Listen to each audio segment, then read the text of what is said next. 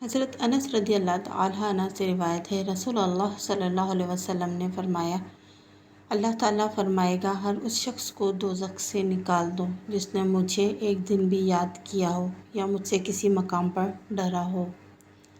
رسول اللہ صلی اللہ علیہ وسلم نے ارشاد فرمایا، لوگوں میں اللہ تعالیٰ کے قریب کا زیادہ مستحق وہ ہے جو سلام کرنے میں پہل کرے۔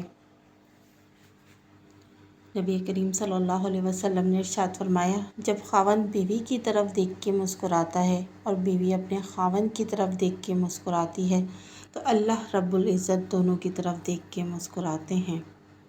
رسول اللہ صلی اللہ علیہ وسلم نے فرمایا، تم مجھے ضعیفوں اور کمزوروں میں تلاش کرو کیونکہ تم کو رزق اور نصرت ضعیفوں کی برکت سے دی جاتی ہے۔ ارشاد نبی ہے، جس شخص کو نرمی سے حصہ ملا اسے دنیا اور آخرت کی بھلائی سے حصہ ملا، اور جو شخص نرمی سے محروم رہا وہ دنیا اور آخرت کی بھلائی سے محروم رہا۔ بے شک اللہ تعالیٰ تمہاری صورتوں اور تمہارے مالوں کو نہیں دیکھتے بلکہ تمہارے دلوں کو اور تمہارے اعمال کو دیکھتے ہیں۔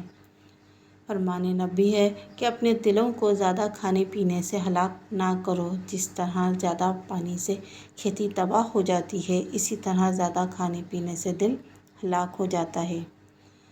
رسول اللہ صلی اللہ علیہ وسلم نے فرمایا، تم لوگ ہرگز اپنے مالوں کے ذریعے لوگوں سے مقابلہ مت کرو، بس چاہیے کہ تم ان سے خوشگوار چہرے اور اچھے اخلاق میں مقابلہ کرو۔